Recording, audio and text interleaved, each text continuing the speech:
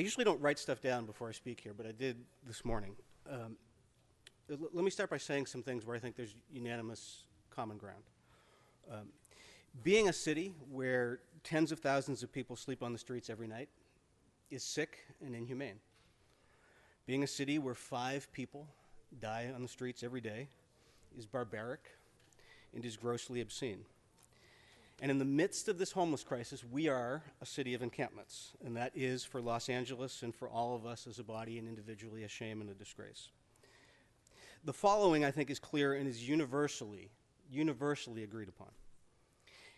People should not be living in unregulated encampments in our parks. We agree on that. People should not be living outside or next to our children's schools. People shouldn't be living and lighting campfires in high fire areas or outside of people's homes. People shouldn't be living on sidewalks, blocking ADA access and making it necessary for people to walk in the street. Those are all places where people should not be living. So what's wrong with this ordinance today, and why am I voting against it? Because what we're doing today, even as improved, tells people who are unhoused and unsheltered and have no place to go where they cannot sleep, but it does not tell them where they can sleep. That's what it comes down to for me. Everything else aside, that's what it comes down to for me. Where can people go? Where can people sleep when they do not have an alternative? Yes, we have created more housing units and created more shelter beds and more interventions, tiny homes and cabins and everything else than ever before. We have more beds available than we have ever had.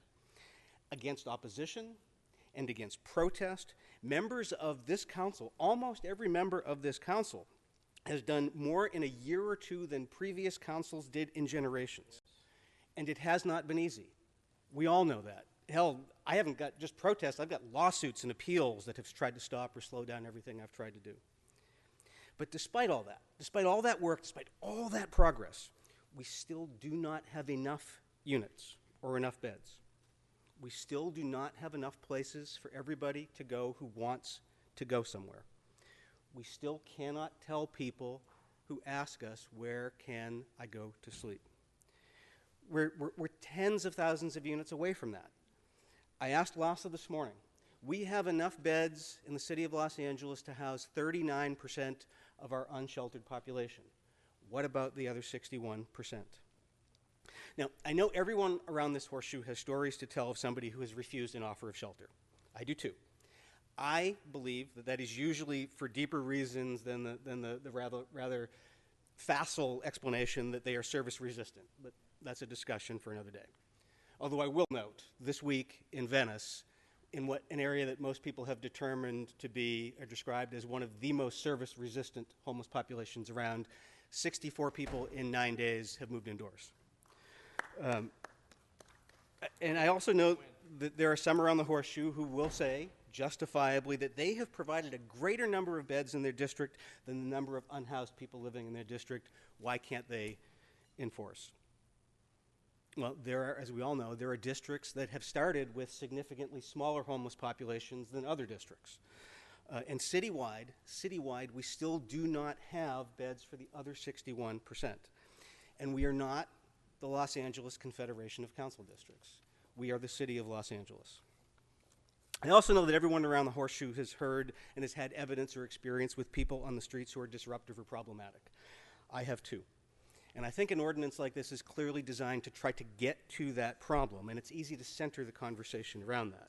That's the dominant image of homelessness in the public imagination. But no matter how many next door posts we read or how many Streets of Shame segments we see, that's not the reality of most people who are unhoused and unsheltered in Los Angeles.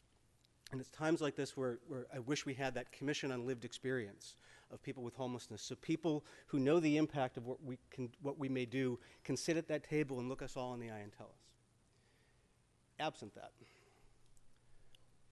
that, I'm going to share some of my lived experience. Most of you know, I think all of you know, I'm a recovering addict and alcoholic. I have not been shy about sharing that experience. What I don't share as openly or as frequently about is my experience being unhoused. And I say unhoused, I don't say homeless, because I think it draws a false parallel between my experience and today's experience on the streets. I didn't live in an encampment, but I literally had no place to live. For periods of time, I did not have, in my 20s in Los Angeles, a home. Most of the time, I was able to couch surf, or friends would give me a place to crash. Sometimes I could scratch together a few dollars and stay in a really gross motel.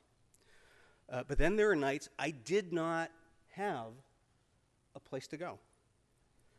Some of those nights, I slept in my car, and a few of those nights, when my car was in the shop, I slept on the beach. I can't tell you how much turmoil there is in your heart when the sun is setting and you don't know where you can sleep. I cannot describe how demoralizing and dehumanizing and defeating that experience is when you don't know where you're going to sleep. I can't adequately express the combination of shame and frustration and anger and desperation and confusion you feel in that moment. And that's why I keep asking again and again, where can people sleep? I said the other day, show me a map. Somebody told my staff, one of my staff members, well, Mike's asking for the impossible. It's impossible to make that map. Imagine how impossible that is for the person who doesn't know where they can sleep when we are short tens of thousands of beds. Imagine this day, you've lived in existence outdoors. People have refused to make eye contact with you all day long. That's a good day. Other days, people have shouted obscenities at you. Maybe you thought you were going to get housing, and your caseworker didn't show up. Or your cell phone wasn't charged, and so you couldn't make the right contact. Imagine you're sitting there all day, and you haven't showered, and your clothes are dirty. Your face is sunburned, and you are dead dog tired. You haven't had a moment to relax and to drop your guard and just to exhale.